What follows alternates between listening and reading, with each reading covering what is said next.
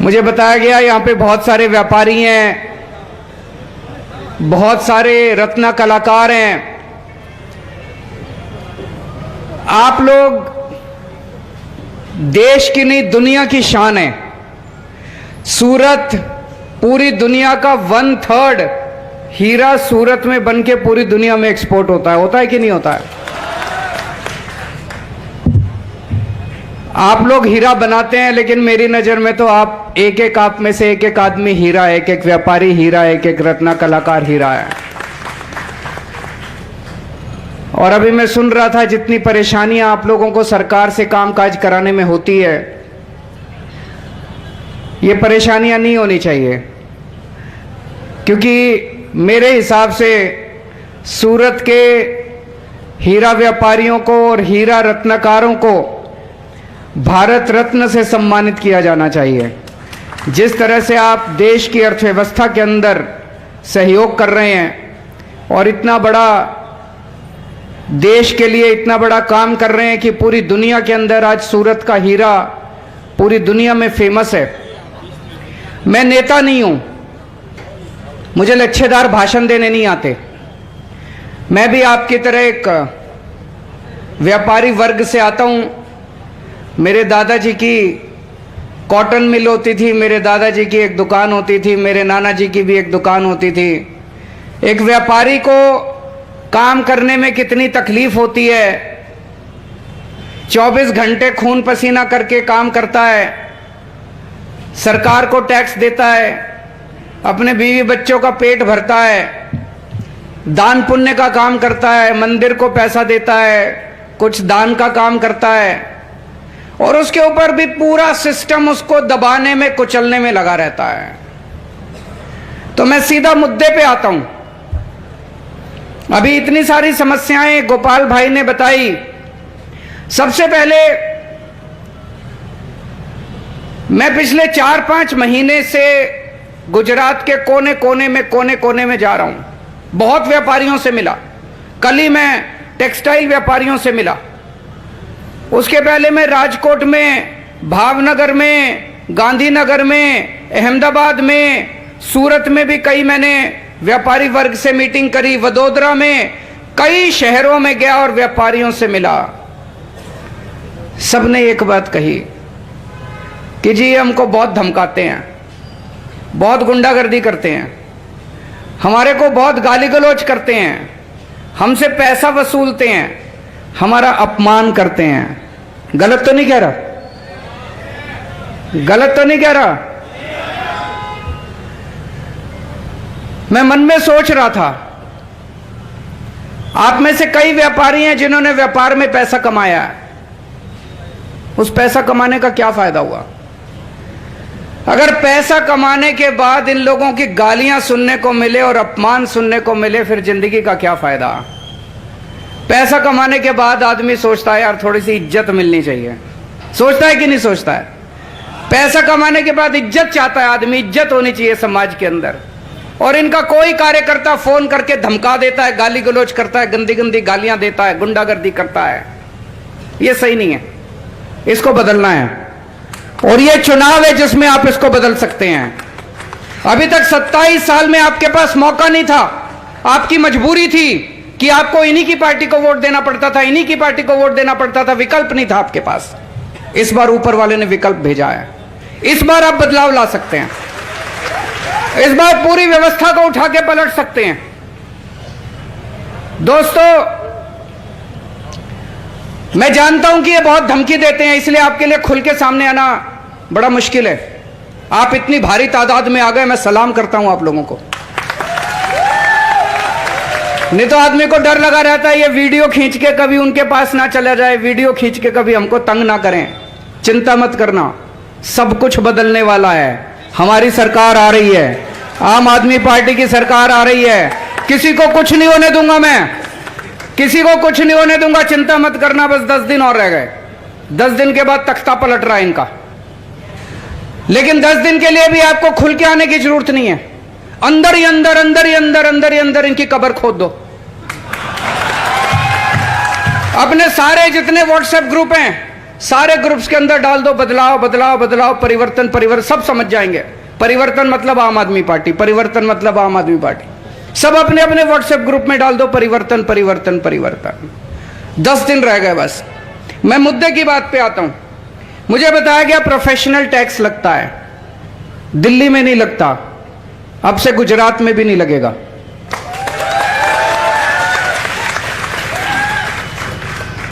मुझे बताया गया जो छोटे कारीगर हैं उनके पास काम करने के लिए जगह नहीं है, वो बहुत ज्यादा रेंट देते हैं। जीआईडीसी की मदद से आप लोगों के लिए जगह क्रिएट करनी चाहिए, हम करेंगे। आप लोगों को बहुत सस्ते में या फ्री में जगह मुहैया कराई जाएगी ताकि आप लोग सस्ते में अपना काम कर सकें, आपको ज्यादा रेंट देके आपको काम करने की जरूरत ना पड़े। सबसे बड़ी परेशानी है धोखाधड़ी की, माल ले जाते हैं पैसे नहीं देते, यह सबसे बड़ी परेशानी है।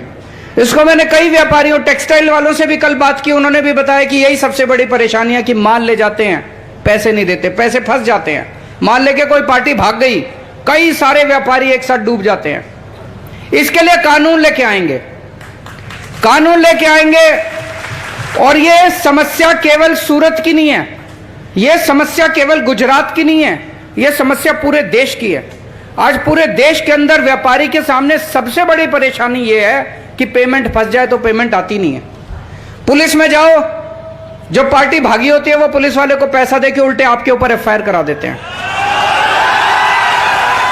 उल्टी एफआईआर हो जाती है। होती है कि नहीं होती है? उल्टी एफआईआर हो जाती है। इसको बदलेंगे, कानून लेके आएंगे, आपकी एफआईआर भी होगी और आपकी पेमेंट भी वापस दिलाएंगे।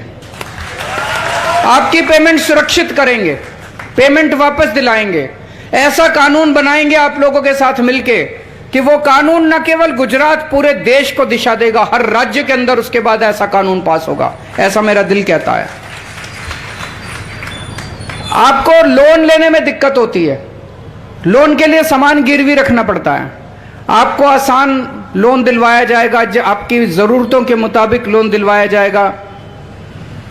पार्किंग के लिए बताया गया, ये जो पुल है, पुल के नीचे पहले पार्किंग फ्री होती थी, अब इसके पैसे लगने लग गए। ठेकेदार को दे दी इन्होंने। ठेकेदार को क्यों दे दी? कुछ पैसे खाते होंगे उससे ठेकेदार से, और क्या।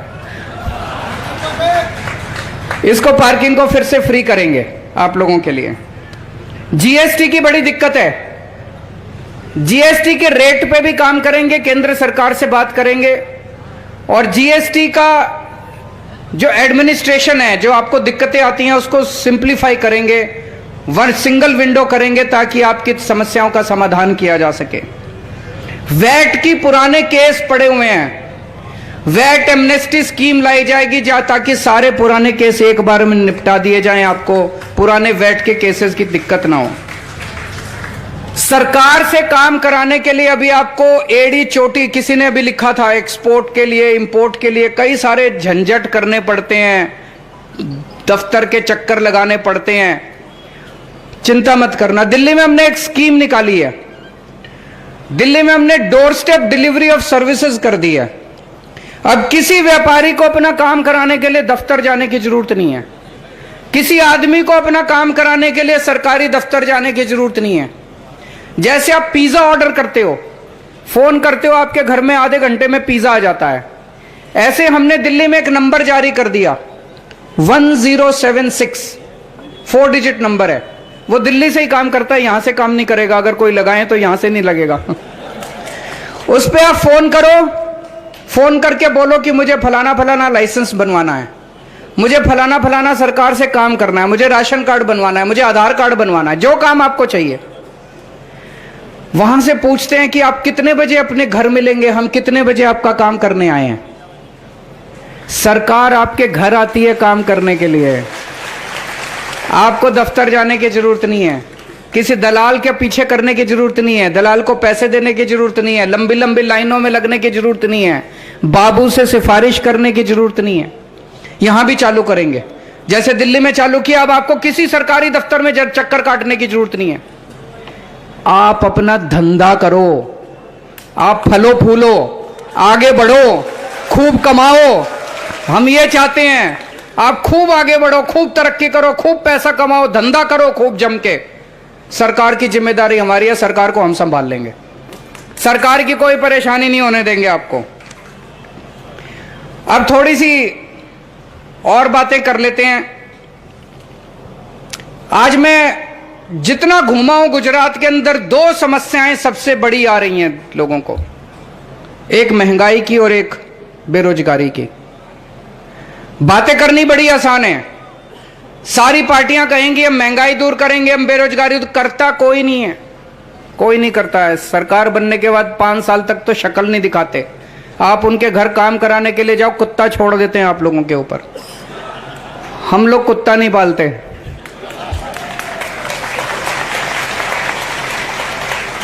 मुझे बहुत प्यार मिला है गुजरात के लोगों से, बहुत प्यार मिला है, बहुत इज्जत मिली है, विश्वास किया है लोगों ने मुझ पे। इतने कम समय के ऊपर आज पूरे गुजरात में परिवर्तन परिवर्तन परिवर्तन हो रहा है। जहां जाता हूं परिवर्तन, जहां जाता हूं परिवर्तन। लोग मुझे कहते हैं आप हमारे भाई हैं, मुझे बहुत अच्छा लगता है। लोग कहते हैं आप हमारे बेटे के समान हैं, आप हमारे परिवार का हिस्सा हैं। आज मैं गुजरात के हर परिवार का हिस्सा बन गया हूं, हर परिवार का मेंबर बन गया हूं। तो मैं भी आपको यकीन दिलाता हूं, सरकार बनने के बाद आपके परिवार का हिस्सा बन के आपके परिवार की जिम्मेदारी मैं संभालूंगा। आपको महंगाई से मुक्ति दिलाएंगे। 1 मार्च के बाद आपके घर की बिजली फ्री हो जाएगी, आपके घर का बिजली का बिल 0 आएगा, आपके घर का बिजली का बिल 0 आएगा 1 मार्च के बाद से। दिल्ली में 24 घंटे बिजली आती है, बिजली का बिल 0 आता है। फोन करके पूछ लेना दिल्ली में किसी से। पंजाब में हमारी सरकार बन गई, पंजाब में भी 24 घंटे बिजली आती है, बिजली का बिल 0 आता है। गुजरात में हमारी सरकार बनेगी, 1 मार्च के बाद से 24 घंटे बिजली देंगे और बिजली का बिल 0 आएगा। होना चाहिए कि नहीं होना चाहिए? जिस जिसको चाहिए जरा हाथ खड़े कर दें, किसकी उसको फ्री बिजली? सबको चाहिए, ठीक है, फिर सही है। 2-3 हजार रुपए तो बचेंगे महीने के, है कि नहीं है? हर महिला को हर महीने उसके अकाउंट में 1000 रुपए दिए जाएंगे। मैं बहुत सारी ऐसी बेटियों को जानता हूं जिनकी पढ़ाई 12वीं के बाद छूट जाती है क्योंकि पिताजी पैसे नहीं देते। उसको दूर जाना है, एडमिशन लिया उसने कॉलेज के अंदर, कॉलेज में पढ़ाई के पैसे नहीं है। ऐसी बहुत सारी बेटियों की पढ़ाई हो जाएगी। बहुत सारी महिलाएं हैं, उनके पास 1000 रुपए महीना आएगा तो बच्चों के लिए कुछ कर सकती है, अच्छा उनको खाना दे सकती है। बहुत सारी माताएं हैं, बुजुर्ग माताएं हैं, बेटी घर में आती है, मां का मन करता है कि उसके हाथ में 100 रुपए रख दूं, 200 रुपए रख दूं। वो बेटे की तरफ देखती है, पति की तरफ देखती है। अब उसको किसी तरह की तरफ देखने की जरूरत नहीं पड़ेगी, वो अपने हाथ से अपनी बेटी के हाथ में 200 रुपए रख सकती। इससे भी महंगाई से थोड़ा सा छुटकारा मिलेगा। कल मैंने कई सारे पेरेंट्स आए थे मेरे से मिलने के लिए, बोले जी प्राइवेट स्कूल वालों ने गुंडागर्दी मचा रखी है, जब मर्जी फीस बढ़ा देते हैं, और कभी कहते हैं डेवलपमेंट फीस, कभी कहते हैं पिकनिक फीस, कभी कहते हैं लाइब्रेरी फीस, फलानी फीस, ढिमका फीस, कुछ कुछ कह के पैसे लेते हैं। दोस्तों दिल्ली में भी पहले यही आया था। 2015 में हमारी सरकार बनी, उसके पहले इन बड़े बड़े स्कूलों ने गुंडागर्दी मचा रखी थी और एडमिशन इतनी मुश्किल से मिलता है, किसी की हिम्मत नहीं होती इनके खिलाफ आवाज उठाने की। अगर कोई आवाज उठा देता है तो उसके बच्चे को स्कूल से निकाल देते हैं। तो सारे पेरेंट्स सोचते हैं बेचारे डर के मारे इनकी जो ये कहते हैं वो करते जाते हैं। दिल्ली में मेरी सरकार बनते ही मैंने सारे स्कूलों का ऑडिट करवा दिया, फाइनेंशियल ऑडिट, चार्टर्ड अकाउंटेंट भेज भेज के सबका ऑडिट कराया। आपको जान के ताज्जुब होगा, बड़े बड़े स्कूल, बड़े बड़े जितने नामी स्कूल हैं, आप सोच के सोच, एक एक स्कूल के जब ऑडिट हुआ, किसी स्कूल के पास 40 करोड़ का एफडी था, फिक्स डिपॉजिट, किसी के पास 50 करोड़ का फिक्स डिपॉजिट। हमने सारे एफडी तोड़वा दिए और पिछले 3-4 साल में जितने बच्चे वहां पढ़ते थे सबके पैसे वापस करवाए मैंने। ये भारत के इतिहास में पहली बार हुआ कि इतने बड़े बड़े प्राइवेट स्कूलों ने बच्चों के पैसे वापस करे, फीस के पैसे वापस करे। गुजरात में भी कराऊंगा, आपके सबके पैसे वापस कराऊंगा पिछले 5 साल के। एक बार सरकार बनेगी, 1 साल के अंदर इन सारे प्राइवेट स्कूल वालों की ऑडिट करवाऊंगा। जिन जिन लोगों ने पैसे दबा के बैठे हैं सारे पैसे वापस कराऊंगा। और मेरी गारंटी है अगले 5 साल गुजरात के अंदर कोई प्राइवेट स्कूल को फीस नहीं बढ़ाने देंगे। दिल्ली में हमने शानदार स्कूल बनाए हैं, शानदार अस्पताल बनाए हैं, मोहल्ला क्लिनिक बनाए हैं और सबका इलाज मुफ्त कर दिया दिल्ली में, गरीब का भी अमीर का भी। आपको अगर 5 रुपए की गोली चाहिए वो भी फ्री मिलती है, सारी दवाइयां फ्री मिलती है दिल्ली में, टेस्ट फ्री होते हैं, दवाइयां फ्री होती हैं, ऑपरेशन फ्री होता है। अगर 20 लाख 25 लाख 30 लाख का भी ऑपरेशन होगा वो भी फ्री होता है। गुजरात के अंदर भी आपके लिए ऐसी व्यवस्था करेंगे। दोस्तों मेरे को गाली गलौज करनी नहीं आती है, 24 घंटे मेरे को गालियां देते हैं ये लोग, मेरे को गाली देनी नहीं आती, मेरे को काम करना आता है। परसों मैं देख रहा था इनका बहुत बड़ा नेता मेरे खिलाफ बोल रहा था, केजरीवाल की आंख फोड़ देंगे, केजरीवाल की टांग तोड़ देंगे। मैंने तेरा क्या बिगाड़ा यार, तू मेरी आंख फोड़ेगा तो मेरी टांग? मैंने तो कुछ नहीं बिगाड़ा, मैं तो आके गुजरात में बोलता हूं तुम्हारी बिजली फ्री कर दूंगा, वो कहते हैं हम केजरीवाल की आंख फोड़ देंगे। मैं कहता हूं मैं तुम्हारे स्कूल बना दूंगा, अस्पताल बना दूंगा, कहते हैं हम केजरीवाल की टांग तोड़ देंगे। क्या जरूरत है? 27 साल में अगर तुम स्कूल अस्पताल बना दे तो ये मेरे को केजरीवाल को ये मेरी मीटिंग में ही नहीं आते ये लोग। आज ये मीटिंग में इसलिए आ रहे हैं 27 साल में तुमने कोई काम नहीं किया, कुछ काम कर देते तुम लोग। इतनी गाली देते हैं, केजरीवाल आतंकवादी है, केजरीवाल राक्षस है, केजरीवाल ठग है, केजरीवाल महाठग है। अरे मैं अपने काम बता रहा हूं, तुम भी अपने काम बताओ ना। तुम अपने काम क्यों नहीं बताते? क्योंकि काम करे ही नहीं। कहते हैं केजरीवाल सब कुछ फ्री दे रहा है, सब कुछ फ्री दे रहा है, अर्थव्यवस्था खराब हो जाएगी। 27 साल में बीजेपी वालों ने तो कुछ भी फ्री नहीं दिया। फिर गुजरात के ऊपर 3.5 लाख करोड़ का कर्जा कैसे चढ़ गया? भाई अगर इन्होंने तो कुछ भी फ्री नहीं दिया फिर तो गुजरात की अर्थव्यवस्था बड़ी अच्छी होनी चाहिए थी। गुजरात पे 3.5 लाख करोड़ का कर्जा कैसे चढ़ गया?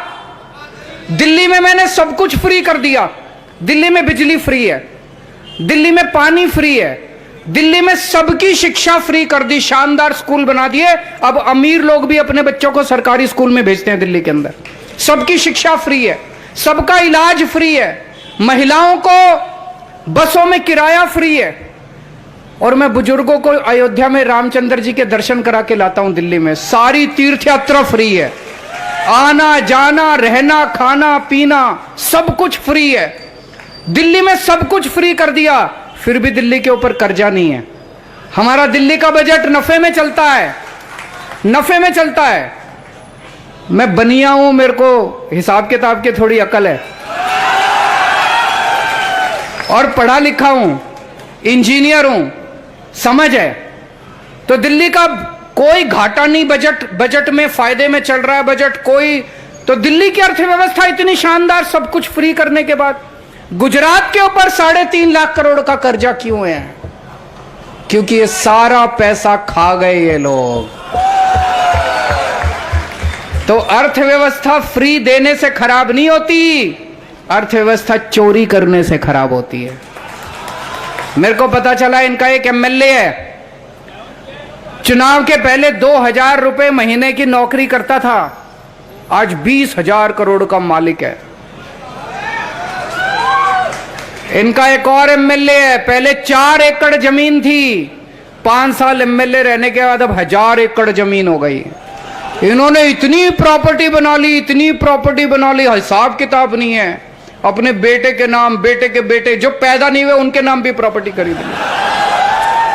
ये सारा पैसा निकलवाएंगे आपको, मैं वचन देके जा रहा हूं। जितना पैसा इन लोगों ने 27 साल में लूटा है, सारा पैसा आपका वापस करवाऊंगा। आपके लिए स्कूल बनाएंगे, आपके लिए अस्पताल बनाएंगे इस पैसे से। दोस्तों आप सब लोग व्यापारी हो, व्यापारी हमेशा देखता रहता आंखें खोल के, मार्केट में नया माल तो नहीं आया। नया माल आया तो फिर नया माल लेके आता है ग्राहक के सामने। तो देश के अंदर नया माल आया अभी, आम आदमी पार्टी। ये लोग कहते हैं डबल इंजन डबल इंजन। अरे डबल इंजन को जंग लग गया, आप फेंको डबल इंजन उठा के। अब मार्केट में नया इंजन आया है, नया इंजन बिजली से चलता है। इनका डबल इंजन तो कोयले से चलता है, वो पुराने वाला है। नया इंजन लो, सारे व्यापारी हो, अच्छी तरह समझते हो।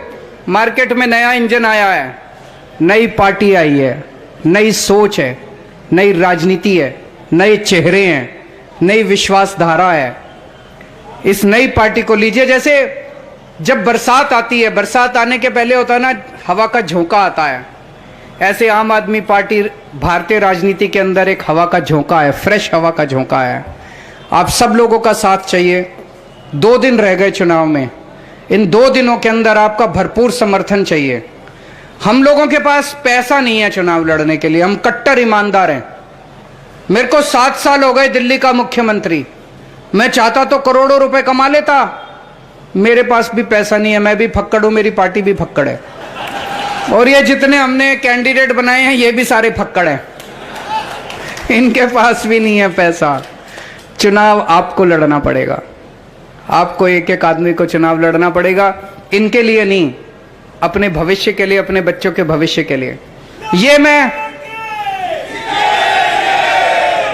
ये मैं गारंटी देता हूं।